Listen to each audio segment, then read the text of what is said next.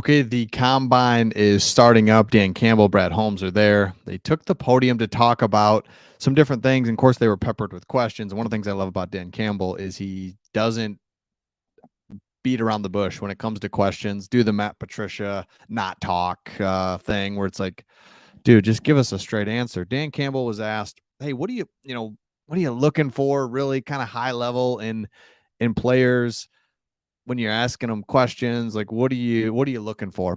And I thought it was just genius, and it just is so common sense. It's so nice and refreshing to see as Lions fans a common sense coach and GM. And so one of the things that one the main thing that Dan Campbell said was they want absolute football junkies, guys that love the game, love talking about it, love it, love it, love it. That's all they want to do. And so look, there's a you think, well, there's a bunch of these guys, right? That's what they do. It's their jobs, right? It's going to be their jobs. And isn't every team looking for football players? Like, I get it, right? But Dan Campbell said he's interviewed 30, 35 guys, and four of them have what he's looking for. Four of them draw up the plays, and he's like, they stand up the whole time. They can't even sit down. They just love the game. They want to just start hitting right there as they're talking. He talked about how they quiz them on, hey, we're gonna verbally tell you a play, tell us what's happening. He's like, most of these guys can't even wait till we finish. They're already standing up, wanting to get in, talk about the play, what's coming next, what they like doing, what they've seen, what they've ran in college, what they'd like to run in the NFL. He says you can just absolutely see the difference from guys like, what's up? I'm super athletic. I've always been athletic. I've always been more athletic. I've never had to worry about the mental side. I've never had to worry about the physical side. Those guys just aren't going to fly with Dan Campbell. Dan Campbell, absolute genius, and the genius behind it is just so common sense. You have What if you filled your team with a bunch of St. Browns, Malcolm Rodriguez's, Jamison Williams, Aiden Hutchinson's, dudes that just get it. They get what's going on. They love it. They can't wait to play. That's all they want to do. You can't get them out of the building.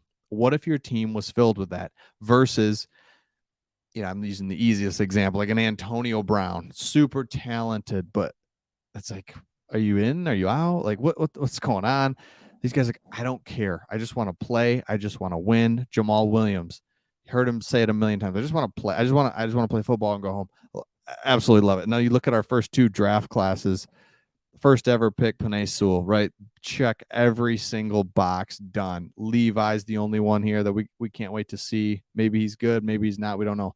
Aleem, Amon-Ra. I mean, the Penei and Amon-Ra in the first draft. And let me know in the comments, what's your favorite pick of the first two draft picks that Brad Holmes had? Just your favorite. If you could only have one of these players, who would you have?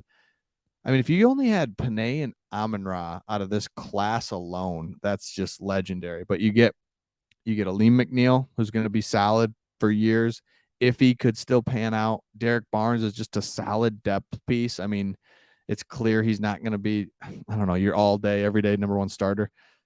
So that first year, okay. Then the second year, Brad Holmes starts to cook a little bit. He's like, okay, Aiden Hutchinson, done. Jamison Williams, wait till he gets the field. Josh Pascal played really well when he got in. He was a little injured. Now he's in. Kirby Joseph, boom, book it. James Mitchell gets healthy. He's our guy playing tight end. Malcolm, I mean, all day, every day, day one starter. James Houston, you know what? Let's give the guy a chance. He comes in, outstanding. And Chase Lucas, injured, hadn't played. So that's what Brad Holmes said too. Hey, look, we drafted 5 guys last year, 6 defensive players last year. Like, we're addressing the defense. We did it last year, and 5 out of the 6 played and contributed big time to us. So it's not like the cupboard's bare. You got all these guys are rookies going into their second year. Aiden's going to be even better. Pascal's going to be really nice to have. Kirby, imagine when he starts figuring it out even more. James Mitchell, same thing. You just go down the list. So these guys are looking for the guys that just love the game and want to be there, and just you can't get enough of just playing for each other and the whole deal. So it's the genius behind it is it just makes common sense. It's so awesome. I mean, Patricia was looking for guys that were just meh, just what's their thing? Are they athletic?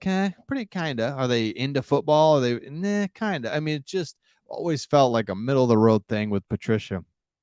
Before that, we're going hard on talent. Like it doesn't matter. We're just going. Jim Schwartz wanted best available, and then you end up with Nick Fairley and Ndamukong Suh. Ndamukong Suh is still going. What a weird guy, right? He's 1 second he's stomping you, the next second he's talking about his stock portfolio in the locker room and asking why you're questioning why he's so weird. And you're like, dude, you're so weird. Like get out of here.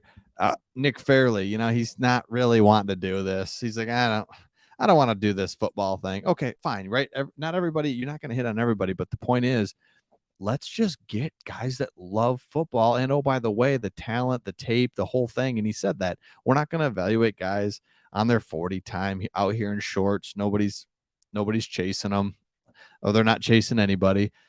I mean, okay, again, that's all part of it, and you do the thing you got to do. But at the end of the day, we're looking for guys that put it on tape and that love playing football and just want to be part of the Lions. And now we're in this weird place where people actually want to be part of the Lions. I think it's like, man, I'm hearing about this Dan Campbell. I saw him on Hard Knocks.